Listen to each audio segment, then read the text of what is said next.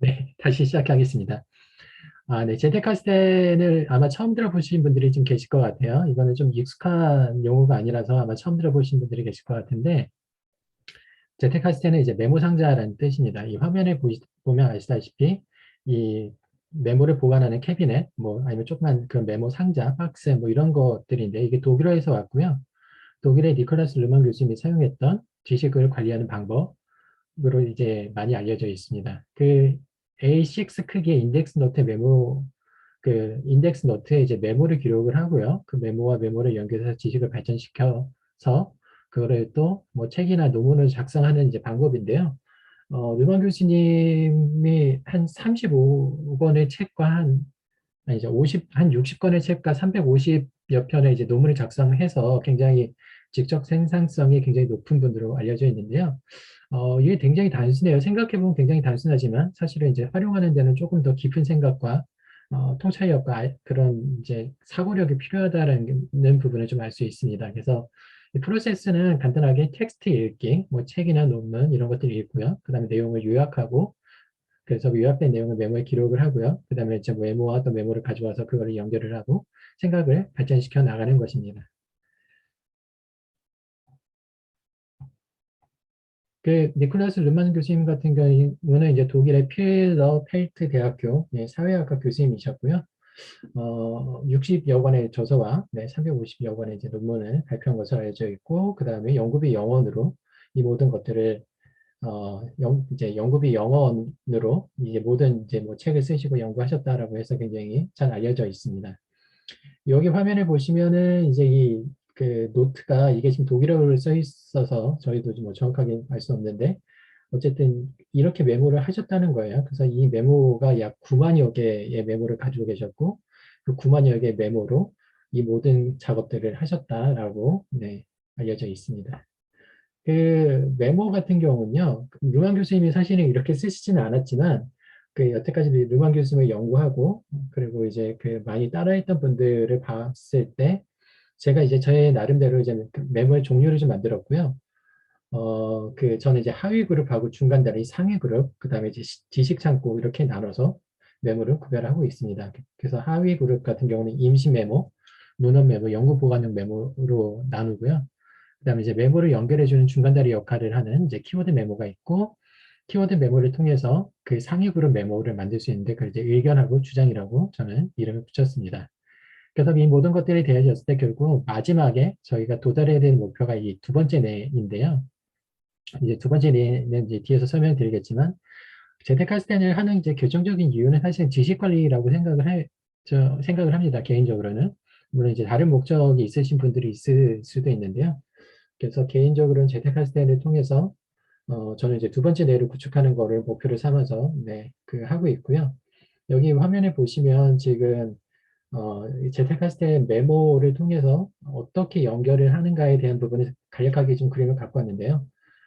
이렇게 여러 부분들 이제 메모들이 있고 이 메모들이 또 연결이 돼서 또 생각이 확장되고 또 다른 아이디어를 만들어내고 이런 부분들이 이제 다 가능합니다. 그래서 이게 하나의 메모부터 하위 그룹 메모로부터 시작을 해서 또 어떻게 연결될 것인가 이게 또 어떻게 상위 그룹으로 발전시켜 나갈 수 있는 건가에 대한 부분을 제가 이렇게 메모 종류로 좀 나눠봤습니다.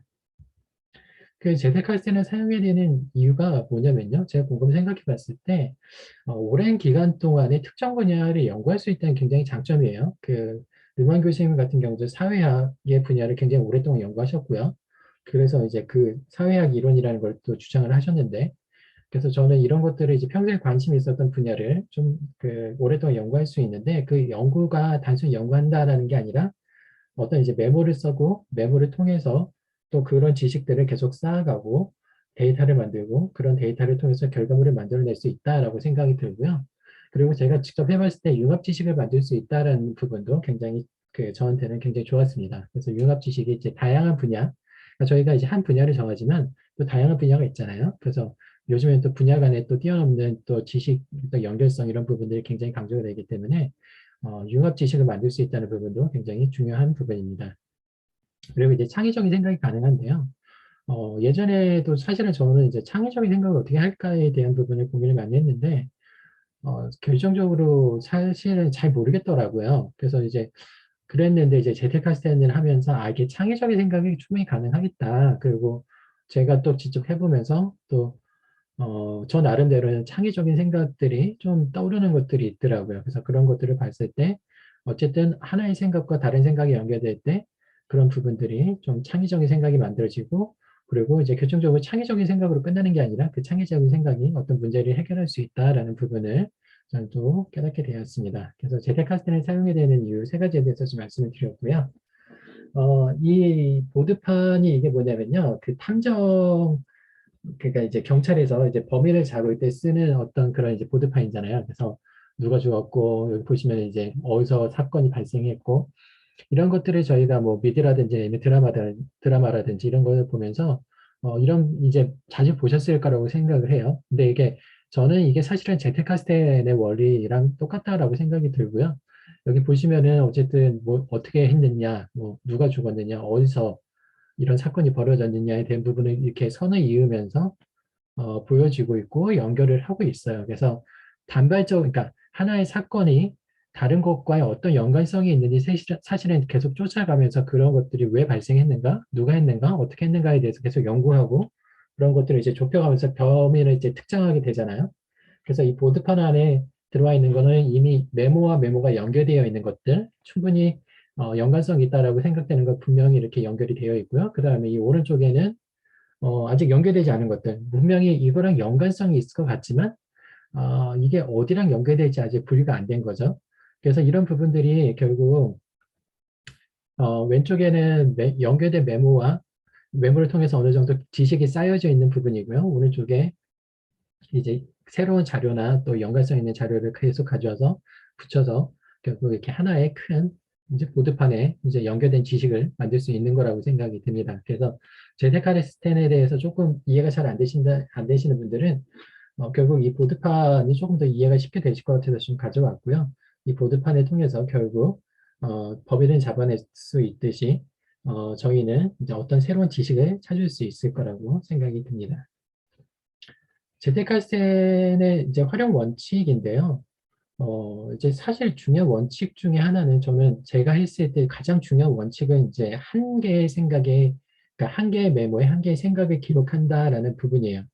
제가 예전에 썼었던 메모들을 봤을 때 이 원칙에 빗나가는 것들이 꽤 많이 있더라고요. 근데 이제 결국 그런 메모들은 제대로 활용이 안 되고 사용할 수가 없다라는 거를 지금 돌아보니까 또 알 수 있을 것 같아요. 그래서 저는 이 원칙이 굉장히 중요하다.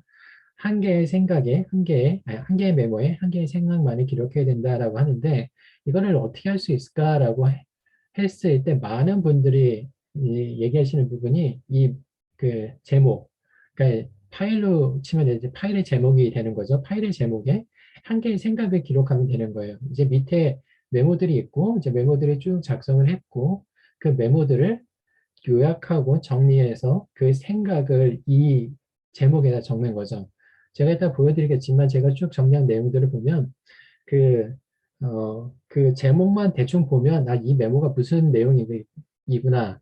그리고 이 메모는 어떤 메모랑 연결되겠다라는 부분들을 사실은 이제 감이 와요. 그래서 요 항상 중요한 거는 제목에 이렇게 하나의 생각을 정리해야 된다라는 부분, 요거를 꼭 명심하셔야 되고요. 그 다음에 상향식 구조 만들기입니다.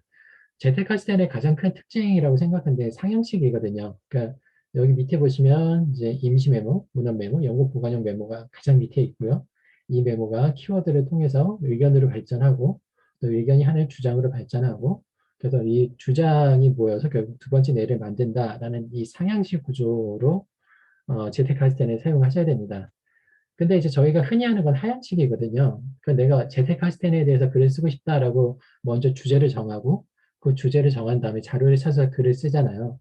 그러면은 주장이 나와야 되고 거기에 대한 그 뒷받침할 수 있는 그 의견이 그러니까 이제 논리가 있어야 되고 근거가 있어야 되고 그거에 대한 사례가 있어야 되고 이렇게 해서 글을 쓰시는데 그건 하향식이고 상향식은 기존에 갖고 있었던 메모를 가지고 내가 그 메모를 발전시켜 나가면서 그러니까 그 눈덩어리를 굴려서 눈사람이 되듯이 이런 메모들을 뭉쳐서 조그만 지식이 더 발전하면서 하나의 큰 지식이 되고 그 큰 지식이 더 큰 지식이 돼서 어떤 하나의 주장으로 만들 수 있는 그런 거를 상향식이라고 하거든요. 그래서 어쨌든 뭔가 주제를 설정하고 그 주제에 대한 글을 쓰려고 하지 마시고 어떤 그런 지식을 쌓아가려고 하지 마시고 메모를 가지고 메모를 통해서 메모와 연결을 통해서 상향식으로 발전시킬 수 있는 게 굉장히 큰 차이점이고 특징이다라는 거를 말씀드릴 수 있을 것 같아요. 이거는 상향식에 대한 거는 제가 이따가 제 노트 보여드리면서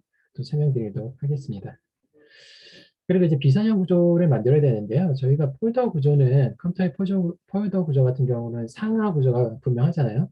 A라는 폴더에 B라는 하위 폴더가 있고 C, D라는 하위 폴더가 있어서 그 폴더 안에서 그 폴더가 A라는 폴더 안에서만 그 내용들이 공유되고 활용될 수 있는데 비선형 구조는 그렇지 않아요. 1번이든 2번이든 상관없이 이게 연결성이 있는 것들을 연결해서 그 메모와 메모를 연결해서 지식으로 발전시켜 나가는 거거든요.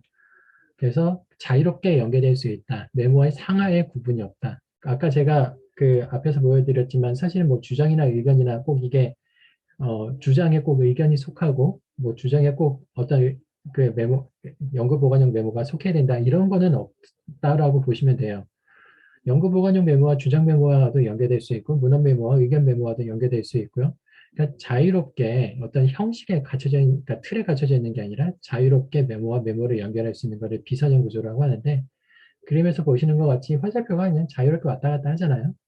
그러니까 저희가 아는 지식이 꼭 뭐가 상이고 뭐가 하위고 딱 그런 건 또 없잖아요. 생각해 보시면은. 그래서 지식이 자유롭게 분야를 뛰어넘어서 연결되는 자유로운 구조를 만들 때 이 재택카스텐의 그러니까 효과를 더 크게 보실 수가 있습니다.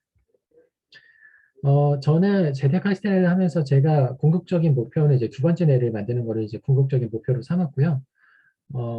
이 두 번째 뇌를 만들기 위해서 사실은 그 연구하고 조사하다가 이제 알게 된 게 또 재택카스텐이고, 물론 이제 재택카스텐은 그 전에 알고 있었지만, 이걸 통해서 재택카스텐을 통해서 이제 두 번째 뇌를 만들 수 있다라고 생각을 결정적으로 하게 되었습니다. 티아고 포르테 같은 경우는 아시는 분들은 많이 아실 거예요. Building a Second Brain이라고 해서 이미 그 수업을 하고 계시고, 이 생산성에 관련해서는 이제 세계적으로 알려져 있는 전문가로 많은 활동을 하고 계시죠. 이미 한국에도 많은 분들이 그 수업을 들으신 걸로 제가 알고 있고요. 그래서 이분에 따르면 두 번째 뇌는 경험을 통해 얻은 아이디어나 생각을 현대의 기술을 활용해서 체계적으로 저장하고 지성을 확장하는 거라고 이야기를 하고 있습니다. 좀 말이 어려운데요. 그냥 쉽게 얘기해서 우리의 두뇌는 뭔가를 기억하고 막 암기하고 애쓰려고 하지 말고 그런 것들은 현대의 기술, 컴퓨터, IT, 스마트폰 이런 것들을 통해서 좀 클라우드에 저장하고 아니면 디스크가 그 컴퓨터에 저장을 하고 필요할 때만 꺼내 쓸 수 있도록 만드는 게 사실 이 두 번째 내용입니다. 저는 이거를 써봤을 때 평소에 잊고 있었다가 아 그래 그게 뭐였지라고 그냥 그 제 노트를 검색해 보면 그 여러 가지 생각과 자료들이 나오거든요. 굉장히 유용하고 그리고 뭔가를 이제 더 이상 암기하지 않아도 된다라는 거에 있어서 좀 굉장히 자유로움을 얻었기 때문에 저는 굉장히 유용하다고 생각을 하고 있고요. 그리고 이거를 통해서 앞으로도 더 많은 지식을 쌓아갈 수 있을 거라고 생각을 하고 있습니다. 재테크할스텐하고 이제 두 번째 내가 가진 목표는 동일하다고 생각해요. 결국 어떤 지식을 만들어내고 지식을 확장하는 거라고 생각을 하고 있고요.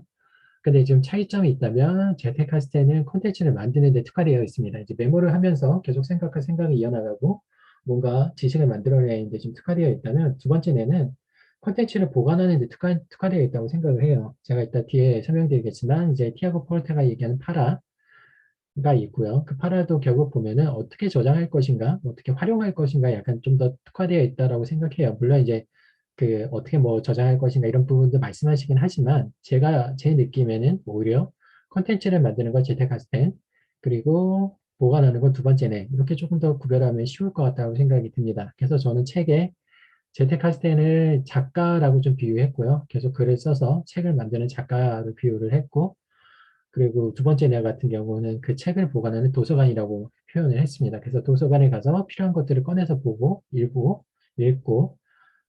사용할 수가 있잖아요. 그래서 재테크스텐으로 책을 쓰고 그 책을 쓴 거는 이제 두 번째 내 도서관에 보관한다. 저는 그런 개념으로 접근하고 있습니다. 파라 같은 경우는 이제 들어보신 분들이 계실 거예요. 프로젝트 에리아 리소스 아카이브라고 해서 요거가 어떻게 이 디지털 환경에서 파일을 보관할 것이냐, 파일을 저장할 것인가에 대한 부분이고요. 여기서 이제 프로젝트는 시간이 정해져 있는 구체적인 행동이나 업무가 되는 거고, 에어리어 같은 경우는 이제 마감 기한이 없는 평생 해야 되는 업무. 그러니까 이제 프로젝트는 예를 들어서 다음 주까지 해야 할 일, 뭐, 아니면은 저 같은 경우는 이제 해외 사업을 어떻게 할 것인가, 해외 사업 뭐 이렇게 되어 있는 거고, 에어리어 같은 경우는 평생 해야 되는 거, 운동, 재정, 뭐 공부, 뭐 이런 것들이라고 얘기하시더라고요. 리소스는 이제 이런 것들을 하기 위해서 모든 필요한 자료들, 그 다음에 아이카이브는 이제 완료된 거, 이제 지우지 않고 이건 계속 보관했으면 좋겠다고 생각하는 부분들을 아이카이브에 네, 저장을 하는 겁니다. 그래서 간단하게 그림을 좀 보면요. 프로젝트는 네, 이 프로젝트 에어리아 리소스 아이카이브 해서 이런 방식으로 그 폴더를 4개를 나누고요. 그 다음에 모든 컴퓨터, 그 다음에 메모 앱, 이런 부분들을 다 이렇게 싱크를 맞추는 거야. 그러니까 똑같이 세팅을 하는 거예요. 프로젝트면 프로젝트 폴더를 만들고 이 안에 예를 들어서 국내 사업, 해외 사업 홍보가 있다라고 치면은 컴퓨터 드라이브에 이렇게 폴더를 저장하고요. 그 다음에 메모 앱에도 뭐 저 같은 경우는 노션을 쓰니까 노션에도 똑같이 프로젝트에 국내 사업, 해외 사업 홍보 뭐 이렇게 넣습니다. 그러면 어느 폴더에, 그러니까 어느 메모 앱을 쓰든지 어떤 컴퓨터를 쓰든지 이렇게 동일한 방법으로 자료를 찾을 수 있기 때문에 좀 더 보관이 쉽고 활용도 쉽게 할 수 있다라는 부분입니다. 파라 같은 경우 조금 자료가 사실은 국내에 번역된 자료가 많이 없기는 해요. 제가 이제 몇 번 글을 쓰기도 했지만 좀 많이 없긴 하지만 어쨌든 이 기본 활용 원칙은요. 그 동일한 폴더를 모든 사용하는 앱, 컴퓨터에 똑같이 세팅한다라고 보시면 돼요. 그리고 그거를 그 관련된 자료, 그 관련된 내용들을 저장할 때는 동일한 폴더에 저장을 해서 어느 앱을 쓰든지 어느 컴퓨터를 쓰든지 자료를 쉽게 찾고 활용할 수 있다는 게 가장 중요한 원리라고 생각을 합니다. 저는 그래서 그 원리만 이해하고 쓰고 있고요. 이 에어리아 같은 경우는 해외에서도 해외 유저들도 이게 정확하게 뭐냐라고 물어보시는 분들이 굉장히 많아요. 약간 개념이 약간은 사람마다 이 에어리아가 필요한 분들도 있고 아닌 분들도 있는 것 같아요. 저는 이제 개인적으로도 에어리아가 저에겐 크게 필요하진 않아서 약간 에어리아는 조금 덜 쓰고 있고 프로젝트하고 리소스하고 아이카이브를 좀 중심으로 사용을 하고 있습니다. 그리고 그 LYT, Linking Your Thinking이라고 해서 이게 이제 옵시디언 유저들한테는 이제 굉장히 잘 쓰고 있는 그 두 번째 뇌라고 저는 개인적으로 생각을 하고 있는데요. LYT를 검색해 보시면은 그 LYT 만든 이 분, 제 성함이 기억이 안 나는데 그분이 굉장히 그 유튜브나 뭐 자료나 굉장히 업로드를 많이 하셔서 기본적으로 내용들이 많이 있는데 어쨌든 이것도 다 영어로 그 되어 있어서 이제 국내 번역된 게 아니면 국내에 어떤 자료가 많지 않은 건 또 좀 아쉽습니다. 그래서 저도 조금 더 공유를 하려고 하는데 어쨌든 저도 뭐 이게 이렇게 정확하게 시간을 들여서 이걸 작업을 해야 되기 때문에 아직 잘 못하고 있고요. LYT 같은 경우는 이제 제가 제 메모 스타일을 발전시키는 데 굉장히 도움을 많이 받았어요. 여기 같은 경우 이제 중요한 거는 MOC라고 해서 맵 오브 컨텐츠라고 해서 이거를 주로 많이 들어보셨을 거예요. 그러니까 이게 그 노트에, 그러니까 이제 맵 오브 컨텐츠가 말 그대로 그 컨텐츠의 지도잖아요. 그러니까 이 노트에 들어가면 이 안에 소속되어 있는 이 노트와 연관되어 있는 모든 다른 노트를 쉽게 찾을 수 있도록 지도를 그려준다라는 개념으로 이해를 하시면 돼요. 그래서 여기 그 링킹 유어 띵킹에 들어가서 거기 설명해 놓은 걸 보면요. 홈노트는 모든 메모의 베이스 역할. 그러니까 내가 앞으로 이 모든 메모들을 할 거야. 이 메모들을 작성할 거야에 대한 부분들을 이제 메모의 베이스 역할을 해주는 거고요. MOC 같은 경우는 그 주제별로 예를 들어서 사회 분야, 사회과학 분야다라고 치면은 사회과학 분야에 속한 또 지도를 그려주는 거죠. 범위를 나눠주는 거죠.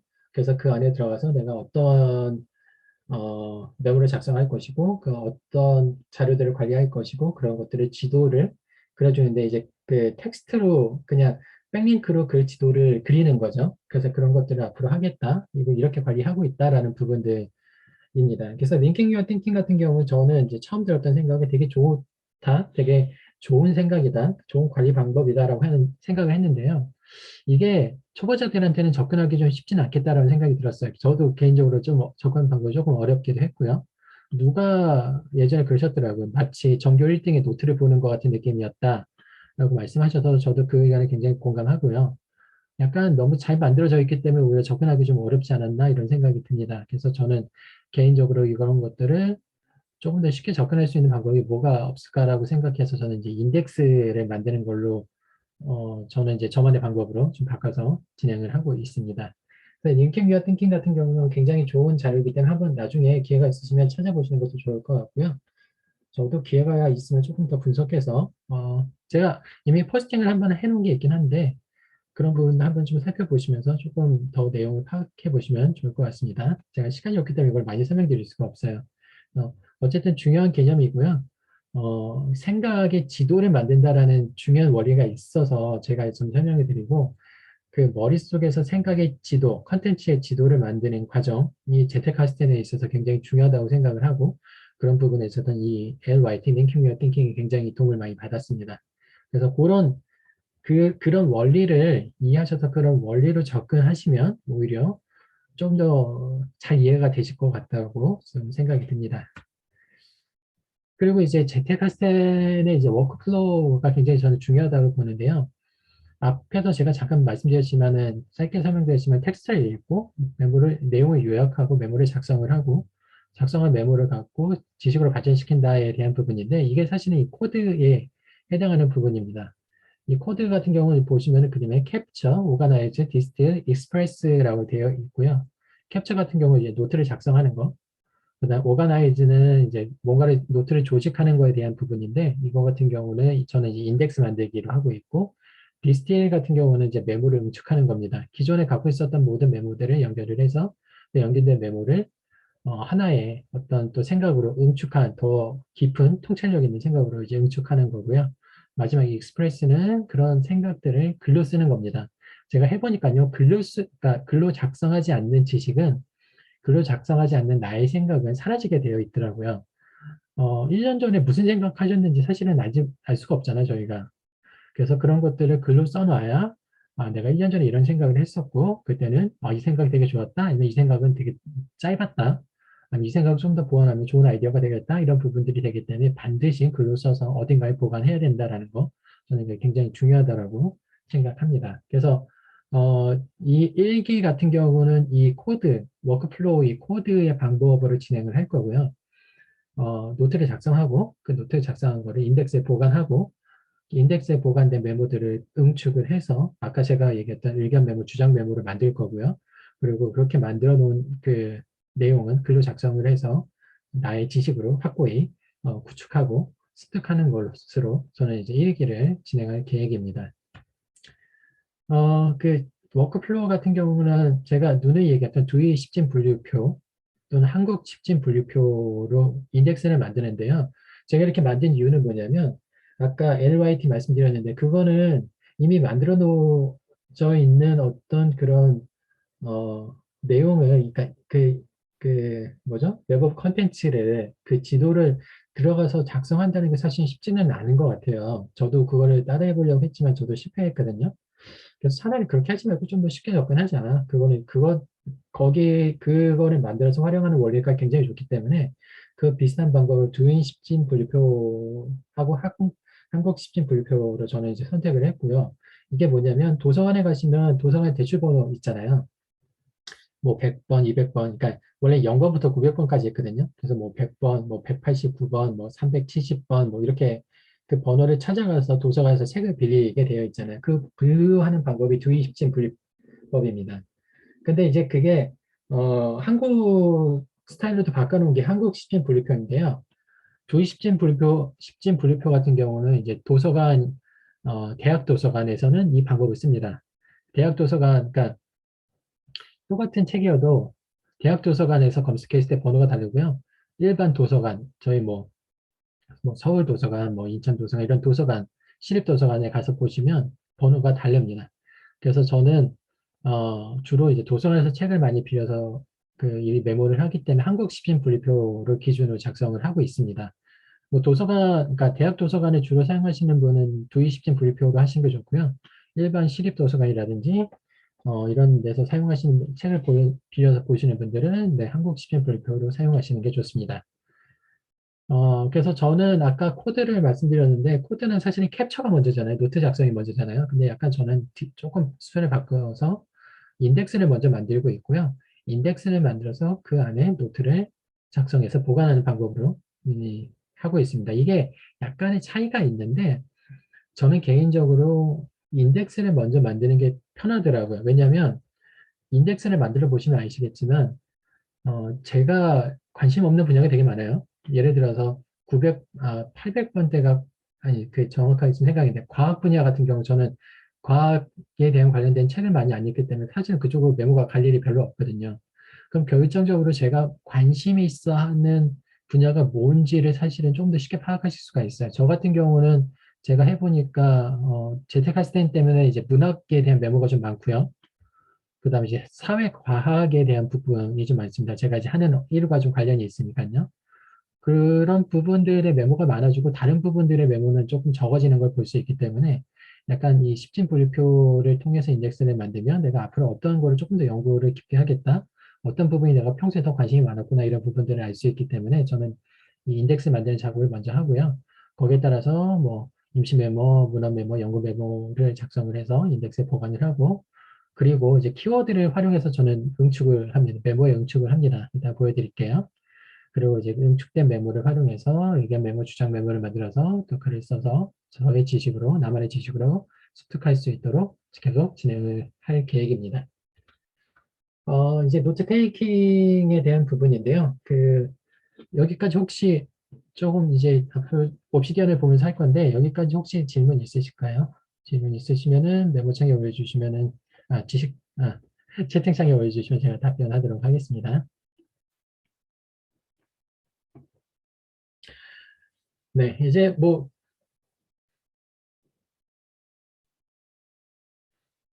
네, 그 코드 워크플로우에서 5가 요약 플러스 정리인데,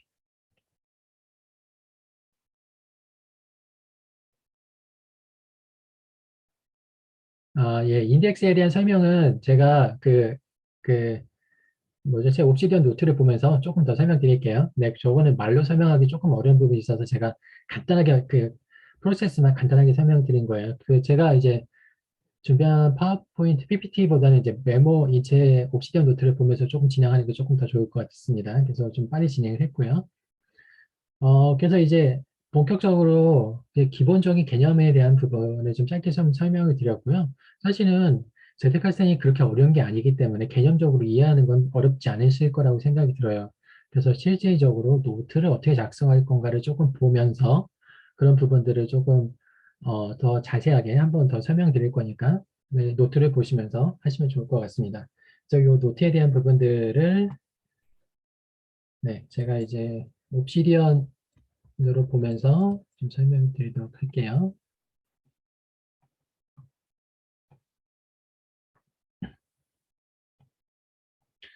네, 이거 같은 경우는 이제 여기 사용하는 템플릿을 공유를 해서 일기를 같이 할 계획이고요.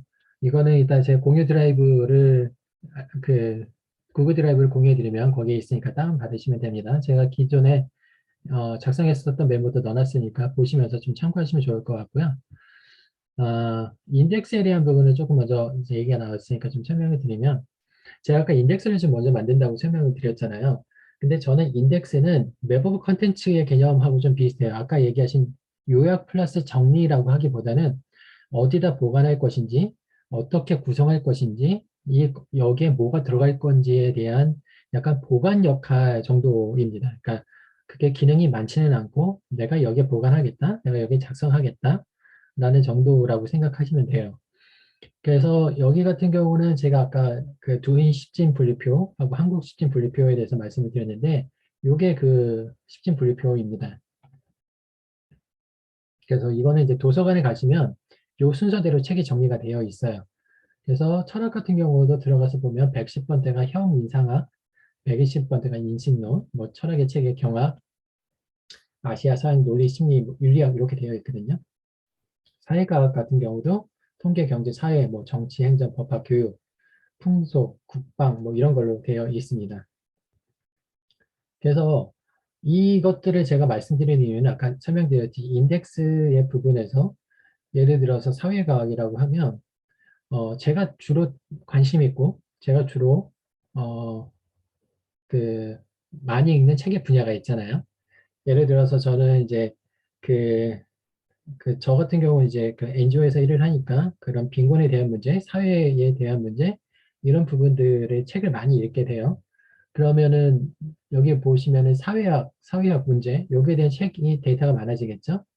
제가 지금 작성한 메모 같은 경우는 그 글쓰기에 대한 부분이 굉장히 많아요. 왜냐면은 그 제테칼스텐에 대한 내용들을 조금 메모를 정리한 부분들이 있기 때문에 그럼 이 부분들이 어디로 가냐? 문학으로 가거든요. 그러면 문학에 보면 여기 보시면은 여기 그 100번부터 900번까지 여기가 지금 제가 보여드린 네, 그 인덱스에 대한 부분이고 인덱스 중에 여기 오른쪽에 숫자 보시면 9라고 되어 있는 거는 아무것도 없는 거예요. 이거 하나씩 되어 있기 때문에 아무것도 없는 거고 9 이상인 거가 이제 메모가 기록되어 있는 건데 사회과학 분야에서도 여기 보면 경제학, 교육학 이쪽으로 지식이 메모가 들어가 있고 또 문학 같은 경우도 네, 이 문학 일반에 내용들이 많이 들어가 있습니다. 그리고 네, 이런 것들을 봤을 때 제가 평소에 관심을 갖고 있었던 사회과학 분야, 문학, 그리고 문학에 대한 부분이라는 거죠. 그래서 인덱스는 내가 평소에 어떤 부분들에 관심이 있었고 어떤 부분에 좀 더 집중해서 내가 메모를 작성하고 그러니까 책을 읽고 메모를 작성했는지를 일단 파악할 수 있는 게 첫 번째 의도이고요. 그리고 두 번째 분야는 일단 제가 다루지 않는 분야에 대해서 파악하게 되고 그럼 내가 뭘 더 집중적으로 깊게 연구해야겠다, 좀 더 작성해야겠다는 부분들을 명확하게 알 수 있는 거죠. 저 같은 경우는 사회과학 분야를 조금 더 깊게 연구해야 되는 부분들이 있다라는 것들을 파악을 할 수가 있습니다. 그리고 세 번째는 메모를 작성했을 때 메모를 어디다 보관해야 될지에 대한 부분이잖아요. 그러니까 제가 해봤을 때 가장 문제가 뭐냐면요. 메모를 작성하고 나서 이걸 어디다 보관해야 될지에 대한 부분이에요. 예를 들어서 오늘 뭔가를 작성을 했어요. 근데 이제 오늘 작성한 내용을 그냥 소위 말해 이제 책상 위에 올려놓고 일주일이 지났어요. 그럼 이제 이거를 내가 왜 작성했더라? 아니면 이거를 어디다 보관해야 되지? 라는 부분을 계속 고민하게 돼요. 그러다 보면은 메모가 결국 사라지게 되는 일이 벌어지게 되는 거죠. 그래서 이 인덱스를 먼저 정해놔야 내가 읽고 있는 책이 사회과학에 대한 부분이다. 아니면 이제 역사에 대한 부분이다. 라는 부분들을 알 수 있게 되고 그러면 메모를 작성함과 동시에 바로 해당하는 인덱스에 저장할 수가 있는 거예요. 예를 들어서 어, 그, 네, 쇼켄 아렌스 교수님이 쓴 제테카스텐에 대한 부분인데요. 이 같은 경우는 지금 만약에 이런 내용들이 있었고 이런 내용들을 작성을 했어요. 그래서 생각의 확장까지 쭉 다 썼죠. 그러고 나면은 이거를 과연 뭐랄까요? 어디다 저장해야 될까에 대한 부분들이 고민이 되잖아요. 그러니까 정해야 되잖아요. 근데 이런 부분들이 만약에 이런 인덱스가 없으면 바로 저장하기가 힘들어요. 그러니까 저 같은 경우는 이 책이 어느 분야에 해당하는지를 일단 도서관에서 찾아요. 도서관에서 찾으면 그럼 도서관에서 그 책의 번호를 알려주거든요. 그러면은 그 책의 번호를 알려주면은 그러면 인덱스가 정확하게 알 수 있게 되고 그렇게 되면은 바로 보관할 수 있게 돼요. 근데 만약에 이런 인덱스가 먼저 정해져 있지 않은 상태이면은 내가 그 작성한 메모를 어디다가 보관해야 될지 모르게 되고 그럼 길을 잃게 되거든요. 그러면 잊어버리게 되고 그러면 기껏 작성한 메모가 사실은 사라지게 되는 거죠. 그러니까 그런 위험성을 방지하기 위해서 사실은 이런 인덱스를 먼저 정하고 인덱스 안에 저장할 곳을 알려주는 게 굉장히 중요하다고 저는 생각을 합니다. 그래서 그렇기 때문에 이렇게 미리 인덱스를 만드는 것이 중요하다라고 저는 이제 말씀을 드리는 겁니다. 예를 들어서 지금 제가 제페카스텐 이 책을 좀 검색을 했어요. 인천중앙도서관, 제가 인천에 살아서요. 그러면 이제 802번으로 되어 있잖아요. 그러면 저는 이제 요거를 보고 이 책은 문학에 속하는구나를 알 수 있게 되는 거죠. 800번대니까 화면에서 보시다시피 800번대니까 800의 문학은 800에서 800의 2번이니까 1반에 속하는 걸로 알 수 있거든요. 그래서 저는 책을 읽고, 내가 지금 읽고 있는 지식이 어디에 해당한다는 부분을 인덱스를 통해서 알 수 있고, 그리고 작성한 메모를 바로 그 해당 인덱스에 보관하는 것입니다. 제가 재택할 때는 일기에 참여하시는 분들은 그 책과 그 해당하는, 그 분야가 어딘지 미리 선택해달라고 제가 말씀드렸는데요. 결국 이런 부분들이에요. 그래서 내가 그 책을 읽고 그 책에 해당하는 지식은 이 분야에 해당한다, 문학에 해당한다, 뭐 사회과학의 분야에 해당한다라는 부분들을 알 수 있고, 그리고 바로 저장할 수 있고, 그리고 이렇게 저장을 해야 다른 사람들이 똑같은 분야의 책을 읽었을 때 같이 메모를 결합할 수가 있는 부분이 되는 거죠. 그래서 저는 이제 인덱스를 이런 차원에서 활용을 하고 있고요. 그래서 인덱스 메모라고 해서 이 인덱스 메모 안에 어떤 내용이 들어갈 것인가, 어, 사회과학 분야에서 그러니까 사회학에 대한 부분을 계속 다뤄야겠다. 이런 부분들을 이제 결정하고 뭔가에 계속 집중해서 연구할 수 있게 됩니다. 그래서 인덱스는 이제 그런 역할을 하고 있고요. 이제 구체적으로 메모를 작성하는 부분을 들어가 보면요. 어, 네, 잠시만요. 네.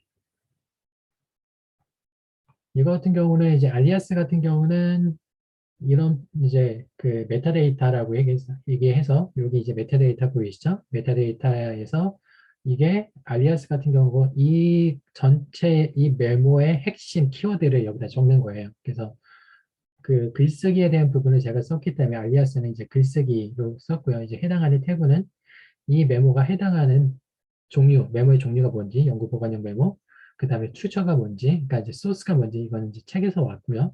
그 다음에 이게 작성이 다 됐는지, 아니면 작성 중인지에 대한 부분 완료.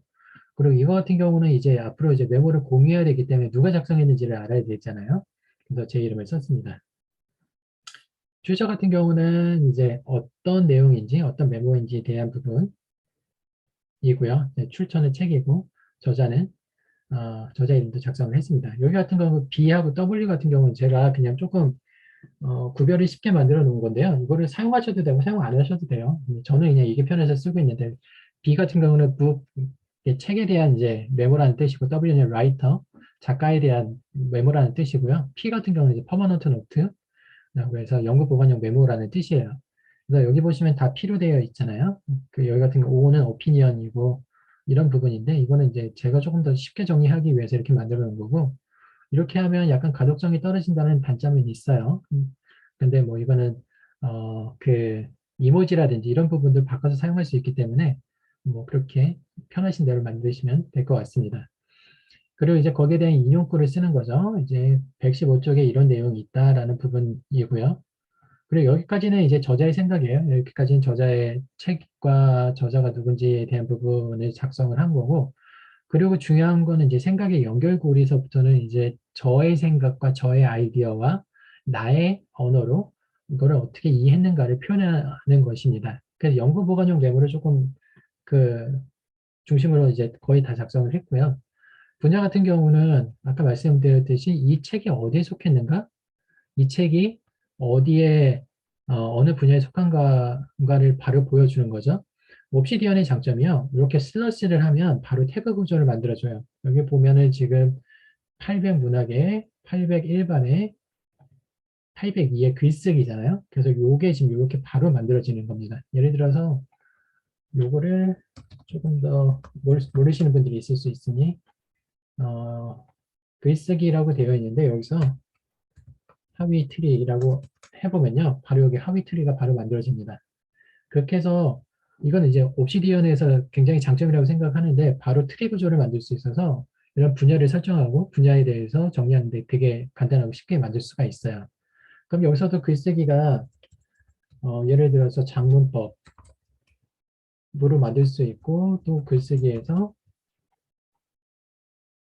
네 뭐랄까요 교정 이렇게 계속 만들 수 있거든요. 하위를 또 계속 만들 수 있거든요. 그럼 또 글쓰기 안에서 또 소주제를 계속 만들어 갈 수 있기 때문에 저는 이 분야를 통해서 내가 하고 싶은 것들에 대한 주제, 소주제 이런 것들을 계속 만들어 나갈 수 있기 때문에 저는 이게 굉장히 유용하다고 생각을 하고 있습니다. 그리고 이제 키워드 같은 경우는 여기 알리아스랑 사실은 이제 똑같이 쓰고 있고요. 그래서 이 메모가 갖고 있는 핵심적인 키워드가 뭔지를 쓰고, 그 다음에는 이 지식의 활용 목적이라고 제가 말을 하고 있는데요. 이 메모를 어떤 목적으로 사용할 것인가에 대한 부분을 또 정리하는 거예요.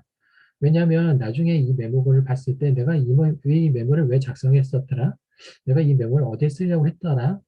라고 생각이 들 수가 있거든요. 그래서 이런 것들을 하나의 또 내가 이 메모를 어떻게 활용하겠다는 것도 미리 정해 놓는 거죠.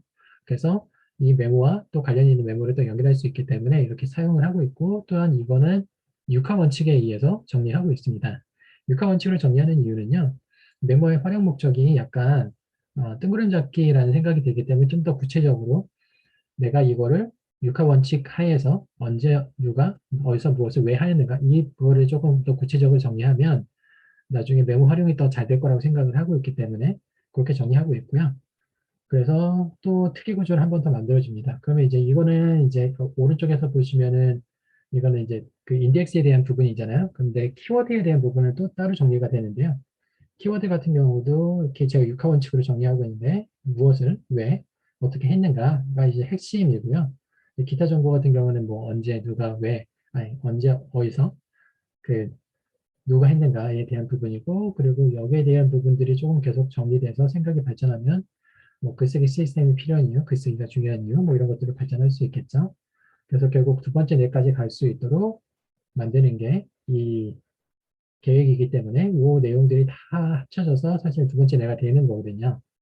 그래서 위에 거는 인덱스를 보관하는, 그러니까 이제 메모를 보관하는 인덱스의 역할을 하고 있고, 이 밑에 키워드는 키워드를 중심으로는 이 키워드에 얼만큼의 연구가 되어 있는지, 얼만큼의 자료가 보관되어 있는지, 내가 어떤 생각으로 이것들을 조사하고 있는지를 더 구체적으로 알 수가 있게 됩니다.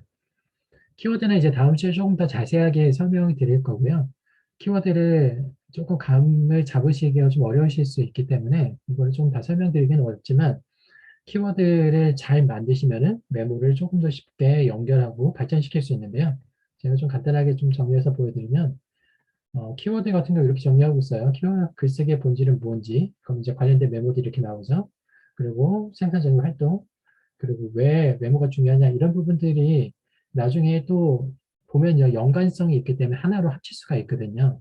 그래서 이런 부분들이 계속 발전해서 정리가 되면은, 그럼 딱 한눈에 봐도 제가 만약에 글쓰기에 대한 것들을 작성하고 싶다라고 하면 여기에 있는 것들을 쫙 보면 되잖아요. 그러면 이제 글쓰기의 본질이 뭔지에 대한 메모는 여기서 가져오면 되고, 그리고 글쓰기가 왜 중요한가에 대한 부분을 여기서 가져오면 되고, 그러면 글을 어떻게 쓸 것인가, 어떻게 성공적으로 글을 쓸 것인가에 대한 부분 여기서 이제 가져오면 하나의 그 논리적인 글을 써갈 수 있기 때문에 그러니까 키워드는 이렇게 정리하시면 나중에 필요할 때 이제 꺼내서 쓸 수 있고 메모를 연결할 수가 있습니다. 그래서 기본적으로 키워드 분야하고 키워드는 이렇게 작성을 하고요. 그 다음에 중요한 거는 이 인용구를 읽었잖아요. 인용구를 읽었으면 끝나는 게 아니라 이 인용구에 대한 저의 생각을 써야 돼요. 나의 언어로 이 지식을 어떻게 이해했는가, 그리고 이 지식을 어떻게 해서 발전시킨 건가에 대한 부분을 이제 계속 더 고민하고 여기 작성을 하는 거죠. 그래서 저는 이 부분, 여기까지는 뭐 이 생각의 연결고리에 이 키워드까지는 쉽게 뭐 금방 쭉 작성을 하는데요. 이제 여기서는 한참 생각을 하는 거죠. 생각이 확장을 하는 거죠. 예를 들어서 우리는 연구와 글쓰기를 체계하는 방식으로 자신이 내려야 하는 결정의 양을 상당히 줄일 수 있다. 그러면 이 부분에 대해서 조금 더 깊게 생각을 하는 거예요. 그래서 글을 쓴다는 건 상당한 양의 에너지를 소모하게 된다. 그리고 우리가 글쓰기를 포기하는 이유도 글 쓰는 행위 자체가 어렵기 때문이다. 이건 이제 제가 다 이런 생각을 하면서 이 내용들을 쓰는 거죠. 글을 쓸 때 집중할 수 있는 체계화된 방식이 필요하다. 글을 짧게 쓸 수도 있고 길게 쓸 수도 있다. 그래서 이런 부분을 제가 이제 작성을 한 겁니다. 이렇게 작성을 하다 보면 이 인용구를 조금 더 깊이 생각할 수 있게 되고요.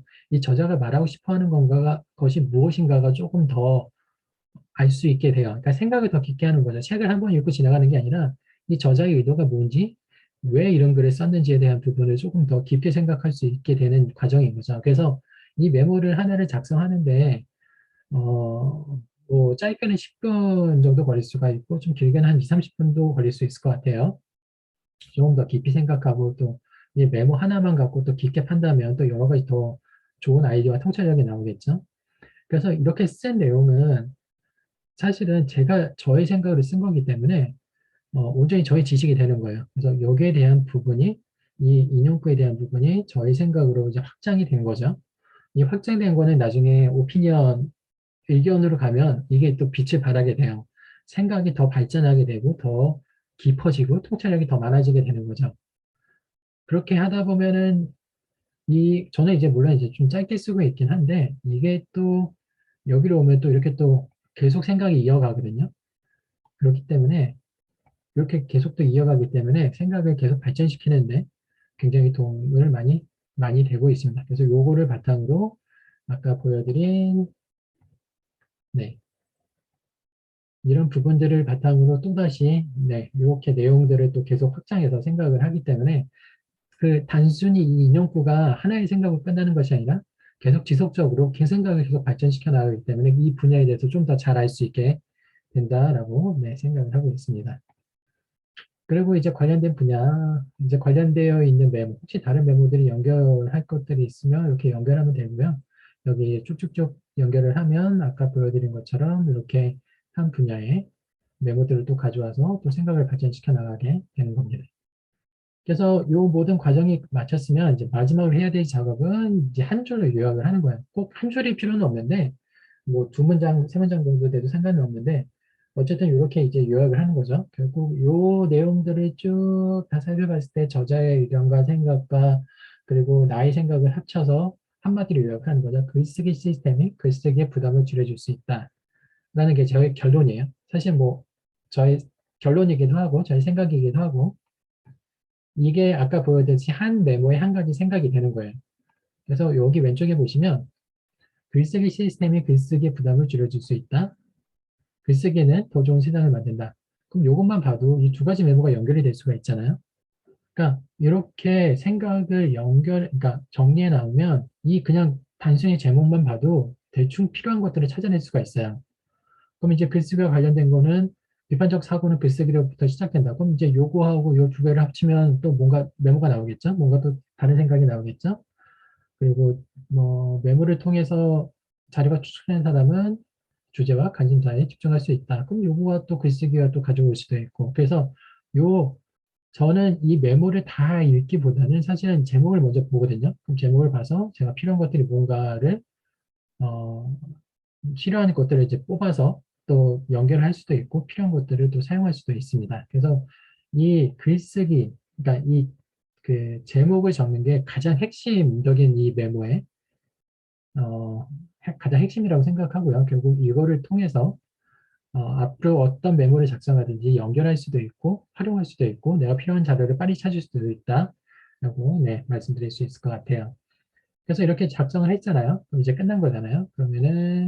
그럼 이제 이런 결과물이 나옵니다. 그러면 이제 여기는 남의 생각, 저자의 생각, 생각의 연결고리부터는 나의 생각이 된 거죠. 그래서 이런 거죠. 어떤 특정한 문제에 대해서 물어봤을 때, 너 그거 어떻게 생각해? 라고 하면은, 그럼 이제 생각의 연결고리에 있는 것들을 살펴보고, 여기 있는 것들 얘기하면 되는 거죠. 예를 들어서, 야, 글 쓰는 게 너무 어려워라고 누군가 얘기한다면, 그래, 글 쓰는 거는 상당한 에너지를 소모한다. 힘들다.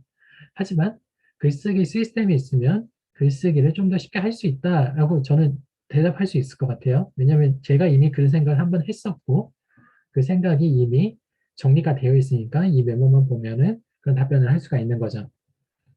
그래서 이런 메모들을 그 재택하시는 일기에 참여하시는 분들은 이제 이런 메모들을 하루에 두세 개씩 작성을 해주시면 돼요. 뭐 처음에는 조금 시간이 걸릴 수 있겠지만 시간이 조금 익숙해지시면 뭐 두세 개는 하루에 한 30분 정도는 투자하시면 그럼 이제 이런 메모들은 충분히 작성하실 수 있거든요. 그럼 처음에는 이제 작성하는 게 조금 힘들었지 이렇게 작성해서 생각이 확장이 되는데 예를 들어서 다른 분이 글 쓰는 게 너무 어렵다. 뭐 집중할 수 있는 체계화된 방식이 필요하다고 했는데 그 다른 분이 예를 들어서 글쓰기 시스템에 대한 부분, 뭐 예를 들어서 비판적인 사고에 대한 부분이 작성하셨어요. 그럼 이제 이거랑 연결이 되겠네? 라고 생각하면 또 두 분의 아이디어가 합쳐져서 또 다른 결과물을 만들어낼 수가 있는 거거든요. 그래서 이제 저는 이제 그런 결과물들이 나올 거라고 생각을 하고 어, 네, 기대하고 있습니다. 그래서 메모를 작성하는 방법에 대해서 제가 좀 설명드렸는데 이번 주는 조금 이 키워드에 대한 부분은 조금 아직은 하지는 않더라도 이번 주부터 하셔야 될 거는 뭐냐면 어, 인용글을 가져와서 이 사람의 저자의 생각이 뭔지를 파악을 하고 거기에 대한 저의 생각을 확장하는 거야. 저의 생각을 기록하는 거야. 나의 언어로 이 과정, 이 그 저자의 생각이 무언지 이해하고 그거를 기록하는 부분입니다. 왜 흔히 빨리 배우는 거는 빨리 배우는 방법은 남을 가르칠 때 빨리 배운다라고 말을 하잖아요. 그 비슷한 방식이라고 생각하시면 돼요. 그 생각의 확장을 통해서 내가 다른 사람을 가르친다라고 생각을 하고 이런 것들을 나의 언어로 바꿔서 기록을 하시면 그러면 좀 더 이 내용을 잘할 수 있고 그리고 생각의 확장이 이루어질 수 있습니다. 네, 혹시 여기까지 좀 어려우셨을 수도 있는데 여기까지 혹시 질문 있으실까요?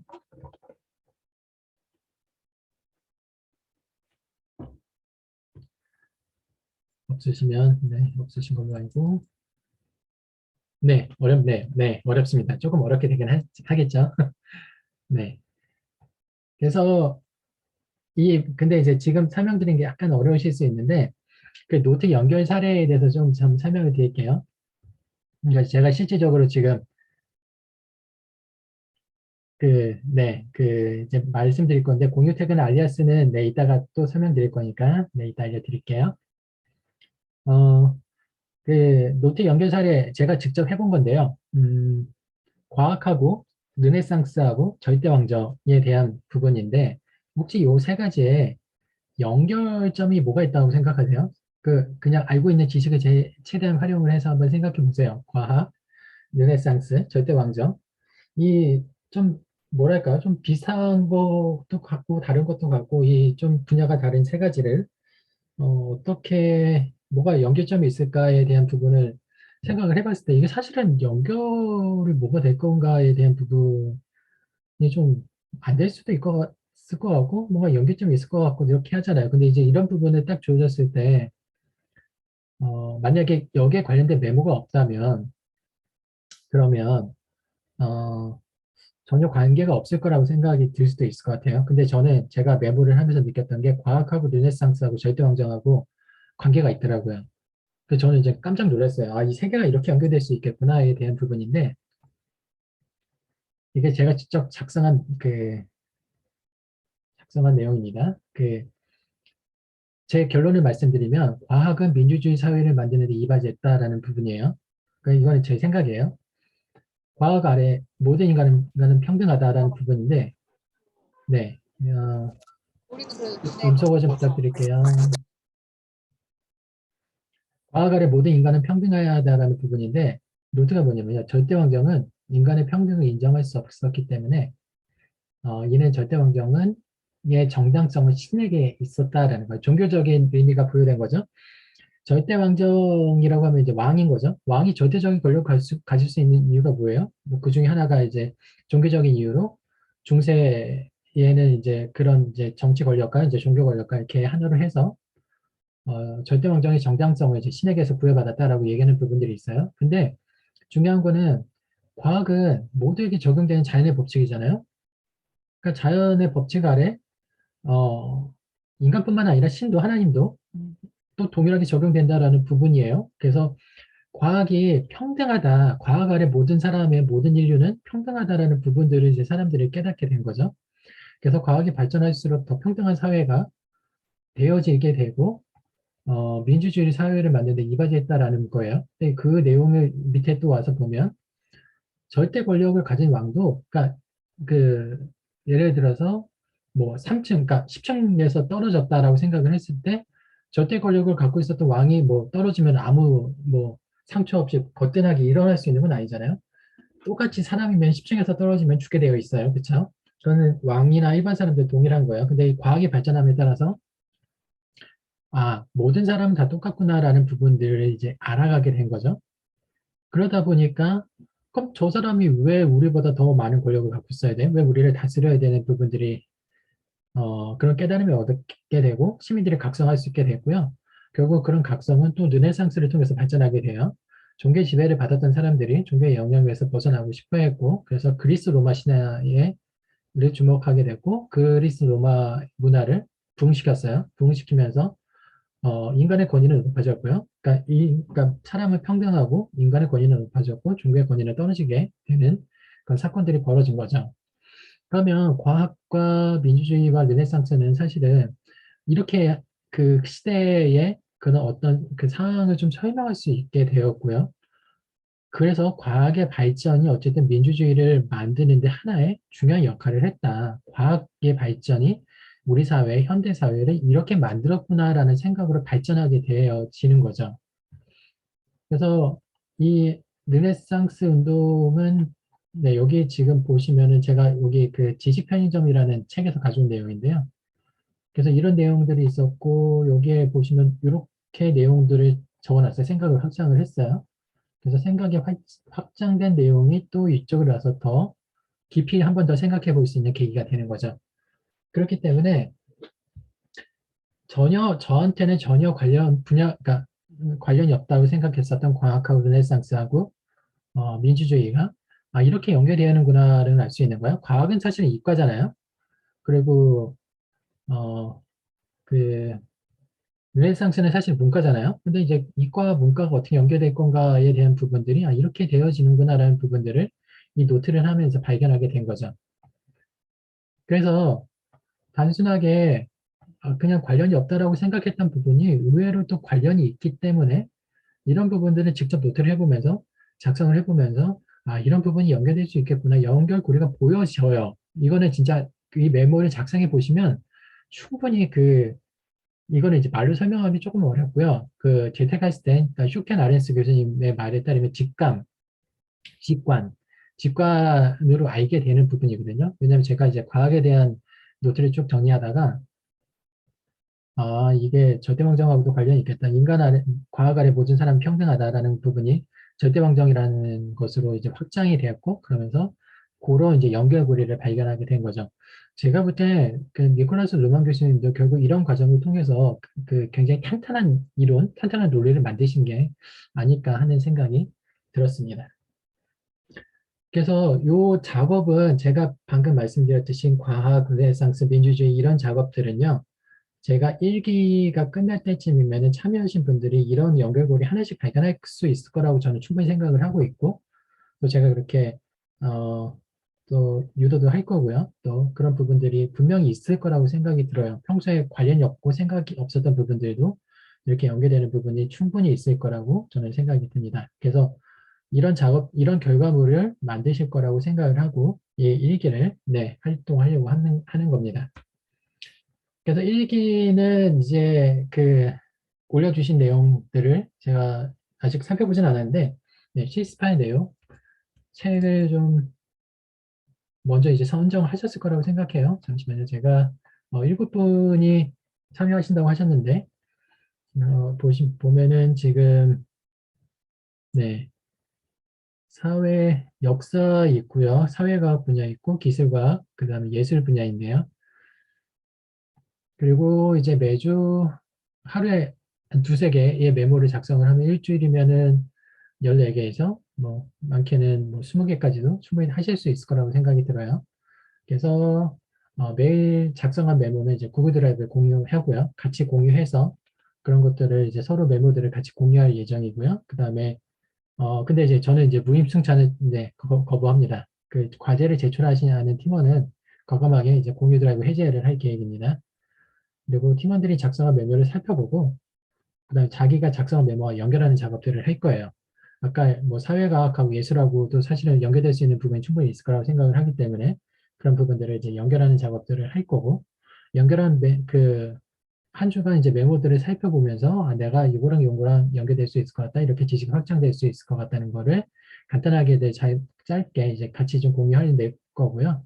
그리고 클래스에서 이제 발표한 내용을 뭐 블로그나 SNS 뭐 이런 부분을 통해서 같이 포스팅을 해서 지식을 나누고 그다음에 어떤 결과가 있는지 서로 좀 공유하면 좋을 것 같습니다. 그래서 이렇게 일기 활동을 그렇게 할 거고요. 제가 아까 말씀드렸듯이 오늘이 8일이니까 이제 과제를 내일부터 한다고 치면은 22일 날, 다음 주 8일, 다음 주 15일, 그다음에 22일 날 그렇게 과정이 진행될 거고요. 그렇게 해서 22일 날은 뭔가 조금 결과가 나오지 않을까? 그렇게 생각을 하고 있습니다. 네, 제가 준비한 건 여기까지고요. 일단은 이제 원데이 클래스에 대한 부분은 여기서 이제 Q&A를 좀 받고 마칠 거고요. 그 다음에 이제 얘기하실 분들은 따로 남아서 제가 아까 여울님 물어보신 것처럼 그런 그 공유 태그나 알리아스 이런 거 어떻게 할 건지 좀 더 구체적으로 설명드리도록 하겠습니다. 그 아까 제가 메모 올라온 거 봤는데요. 네, 옵시디언이 저는 노션하고 에버노트보다는 조금 더 젠테카스텐을 만들고 두 번째 뇌를 만드는 데 있어서 조금 더 좋을 거라고 생각을 하고 있습니다. 저는 개인적으로 노션은 프로젝트 관리로 쓰고 있고요. 말씀하신 것처럼 협업에 특화되어 있기 때문에 옵시디언으로 이 젠테카스텐을 하시는 것을 네, 추천을 드립니다. 네, 그렇고요. 네, 옵시디언 매핑 보여드릴게요. 옵시디언 매핑을 제가 보여드리도록 하겠습니다. 여기 보시면 그래픽 뷰 보면요. 좀 넓게 보면 네. 지금 제가 조금 이렇게 색깔을 표시를 했는데 여기 보시면 이제 글쓰기 K가 키워드거든요. 글쓰기에 관련된 메모들이 네, 이렇게 많이 있는 것을 보실 수가 있습니다. 여기 보면 이제 이 P라고 써 있는 거가 이제 연구 보관용 메모고요. 보시면은 글쓰기에 관련된 부분들이 메모가 보이고요. 그 다음에 이제 태그도 보실 수 있고 의견 메모도 보실 수가 있습니다. 그래서 이렇게 연결되어 있는 구조고요. 이게 사실은 인간의 뉴런하고 좀 비슷하잖아요. 두뇌의 모습하고. 그래서 관련된 내용인데 슈케나레스 교수님이 얘기한 책에서 이제 인용한 문구들 뭐 아니면은 재택했을 땐 책에서 갖고 온 것들 네. 이 같은 경우는 이거랑 연계되어 있는 이제 다른 메모들도 이렇게 확인하실 수가 있습니다. 네, 000 총료는요, 네, 제외한 거는 이제 그 100번 때 그냥 저는 거기에 관련된 책들도 분명히 있을 거라고 생각하는데 그냥 늦지는 않았어요. 근데 늦어도 상관없어요. 네, 총리호 같은 경우도 늦어도 상관없습니다. 그 저는 이제 개인적으로 늦지는 않았을 뿐이고요. 영상 공유는 네, 제가 기회가 되면은 영상 공유를 한번 해보도록 할게요. 파라랑 연동하는 시스템, 연동하는 방법이 궁금하다고 하셨는데, 근데 파라는 약간 프로젝트랑 결합이 돼야 조금 더 뭐랄까요? 좀 더 활용도가 높거든요. 그러니까 파라에서 제 생각에 옵시디언의 재택할 때는 약간 리소스에 가까워요. 그래서 리소스에 넣어서 리소스에 보관해서 뭐 프로젝트나 에어리어에 필요한 것들을 가져온다라는 개념으로 저는 파라를 이용하기 때문에 R에 대한 리소스에 대한 부분으로 이 재택카스텐을 보시면 될 것 같고요. 만약에 업무에 대한 부분을 작성을 하시잖아요. 그래서 저 같은 경우 그래서 그렇게 얘기하실 것 같아서 예를 들어서 업무에 대한 부분을 이렇게 만들어 놨거든요. 그래서 이 업무에 대한 부분이 파라의 그 아래 그러니까 이제 프로젝트에 해당한다고 해서 이제 예를 들어서 여기서 뭐 관련해 있는 메모를 이제 작성을 하는 거죠. 예를 들어서 글쓰기 이렇게 연결할 수 있는 구조, 이렇게 활용하는 것으로 이제 파라를 사용하고 있습니다. 그리고 파라는 저는 이제 개인적으로 프로젝트 관리할 때 노션에서 사용을 하고 있고요. 옵시디언에서는 그렇게 잘 사용하지는 않고 있습니다. 네, 10진 분류표의 역할은 재택학습 메모를 위한 네, 자료 모음 정도라고 보시면 돼요. 자료를 보관할 수 있는, 그러니까 저는 책에서는 이제 뭐라 표현했냐면은 그 서랍, 그러니까 저희가 메모 상자라는 피지컬이 있는, 그러니까 실질적으로 저희가 쓰는 거 말고 그 디지털 환경에서 그런 메모 상자의 역할을 하는 그런 이제 것이 인덱스다, 10진 분류표다라고 설명을 드렸습니다. 연결 키워드에 매핑된 그 메모와 다른 연결 키워드와 연결되는 경우도 있나요? 네, 충분히 가능합니다. 그거는 키워드의 작성에 따라서 보시면은 키워드 작성에 따라서 이제 이런 부분들이 그런 부분들이거든요. 이것만 따로 로컬 그래프를 보면요. 네, 이렇게 됩니다. 그래서 여기서 다른 부분들 태그도 또 연결이 되기 때문에 또 연결된 부분들을 또 따라가시면 또 될 것 같습니다. 어, 그 프로그램 사실은 사용법은 그렇게 어렵지는 않고요. 그 어려우시면 또 그런 부분들은 또 문의를 주시면 또 제가 또 같이 배워갈 수 있는 부분들이 있기 때문에 그 옵시디언 자체가 조금 어렵진 않고 옵시디언을 활용하기 위해서는 제트카스넷의 개념을 좀 이해하시는 게 먼저 중요한 것 같아요. 그래서 조금 프로그램 자체는 그렇게 어렵진 않다라는 걸 좀 말씀드릴 수 있을 것 같고요. 노션으로 공유해 주신 노션, 노트 템플릿 공유가 가능할까요? 그쵸. 노션, 저도 개인적으로 노션 템플릿을 되게 좋아합니다. 저도 옵시디언하고 노션하고 저 두 가지 다 하는 이유가 그런 이유거든요. 노션은 나중에 제가 공유를 안 했나요? 네, 한번 살펴보고요. 네, 그건 뭐 공유하는 건 어렵지 않습니다. 그건 제가 나중에 한번 기회 될 때 공유하도록 하겠습니다. 아, 네, 네, YB님 저한테 뭐죠? DM 주신 거 제가 확인했습니다. 뭐, 네, 뭐, 혹시 그 부분 필요하시면 나중에 저한테 따로 말씀해 주세요. 네, 3회 구체적인 강의 일정은 토요일 날 7시 똑같은 시간이고요. 제가 그 코드 아까 말씀드렸던 워크플로우에 대한 부분 조금 더 설명드리고 키워드에 대한 부분들, 그다음 메모 연결하는 부분들 이런 부분들 진행합니다. 그래서 이따가 참여하실 분들은 이따가 따로 네, 이렇게 남으셔서 제가 또 다시 공지 드리도록 하겠습니다. 옵시디언 템플릿 업데이트 되었나요? 템플릿을 업데이트 했다는 거가 무슨 말씀이신지 모르겠는데 제 거는 그냥 제 페이지, 홈페이지 들어오셔서 다운받으시면 될 것 같고요. 네. 그, 네. 그 정도 해서 다 질문에 답변 드린 것 같습니다. 혹시 더 궁금하신 분들 계신가요? 그, 네. 7분들 외에는 더 참여하시는 분들이 없으신 거죠? 네. 참여하고 싶으시면은, 제가 아까, 네. 이번에 비용은 없습니다. 이번엔 그냥 제가 공짜로, 무료로, 네. 수업 열었습니다. 받을까 했는데요. 그래도 좀 서로 부담되니까 저도 한번 해보고 어떤 결과가 나오는지 좀 더 보면 좋을 것 같아서 아마 이번하고 다음 한 번 정도까지 더 하지 않을까 이렇게 생각을 하고 있습니다. 네. 참여 신청은 일단 먼저 해주시고요. 네, 그 참여하실 분들은 바로 작성해 주시고 일단은 참여 신청 먼저 해주세요. 하실 분은 하시고 만약에 안 된다 그러면 이제 말씀하시면은 뭐 과정에 제출 안 하시면 바로 방에서 나가게 되어 있는 구조이기 때문에 네, 필요하신 분들은 먼저 하시면 될 것 같아요. 선정 기준 없습니다. 그냥 원하시는 거 하시면 되고요. 그러면 책을 책을 아직 못 정하신 분들은 옆에 있는 책 하세요. 바로 보이시는 책으로 하시면 될 것 같아요. 네. 어쨌든 오늘을 기준으로 해서 저희가 이제 들어가야 되기 때문에 참여를 뭐 책이나 이런 거 아직 결정 못 하신 분들은 일단 참여 신청 먼저 해주세요. 네, 변경 가능합니다. 변경 가능하고요. 제가 이거를 먼저 말씀드렸던 이유는 좀 비슷한 분야를 가 얼마나 있는지 좀 궁금해서 그랬거든요. 예를 들어서 사회과학 분야에 뭐 몇 명 하실 건지 뭐 그런 부분이어서 그리고 책을 한 권 했는데 뭐 10개밖에 안 나올 수도 있잖아요. 그러니까 책은 바꾸시는 건 상관없습니다. 수업 시간은 아마 지금이랑 비슷할 것 같아요. 1시간 정도 하고 지금 1시간 정도 했죠. 네, 1시간 정도 하고 그 다음에 짧게 한 30분 정도 이제 서로 이제 그 메모했었던 거 짧게 공유하고 그 정도 될 것 같습니다. 2시간 최대한 2시간 넘지는 않을 것 같아요.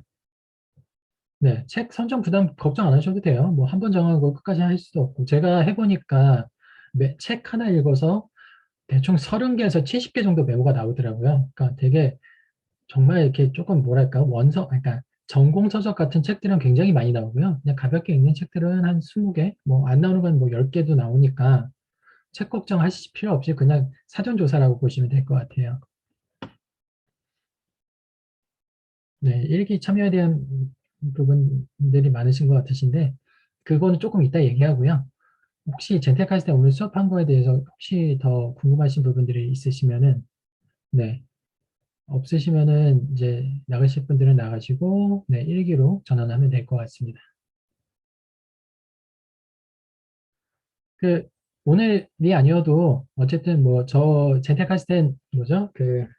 단톡방 있으니까 필요하신 분들은 단톡방으로 들어오셔서 그 같이 이야기를 나누시면 될 것 같고요. 혹시 모르시니까 링크 네, 이쪽으로 들어오시면 되고, 삼육푸드는 젠텔입니다. 네. 그래서 항상 열려 있으니까요. 들어오셔서 필요하신 부분들 얘기하시면 되고, 또 같이 뭐, 궁금하신 부분들 나누시면 될 것 같고요. 아, 이거, 잠시만요. 제가 다시, 네. 단톡방에 여기 들어오시면 됩니다.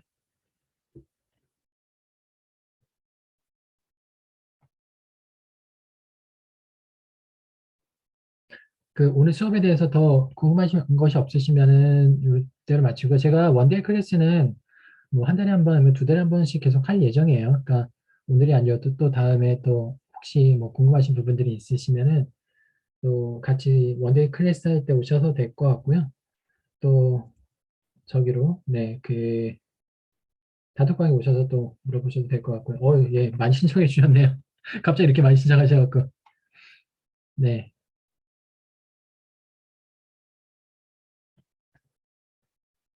네 옵시디언 네 사용해 보시고 네 뭐 다음에 또 있으니까요. 뭐 필요하신 부분들은 네, 네, 네. 그 다음에 또 참여하시면 될 것 같습니다. 네.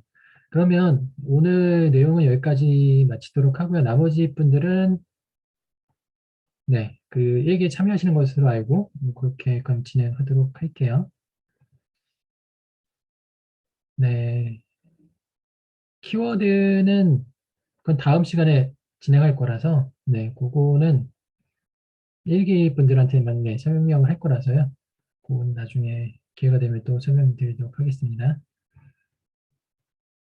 네, 그 제가 지금 그 공유 드라이브를 추가를 해야 되기 때문에 한 5분 정도만 쉬었다가 진행하도록 할게요. 그래서 지금 21분인데 한 26분, 27분 정도, 한 30분까지만 쉬었다가 그 제가 좀 세팅하고 다시 시작하도록 하겠습니다. 네, 2월 달에도 네, 강의 계획이 있으니까 나중에 공지해 드리도록 할게요. 네, 30분까지, 30분에 저희 다시 시작할게요.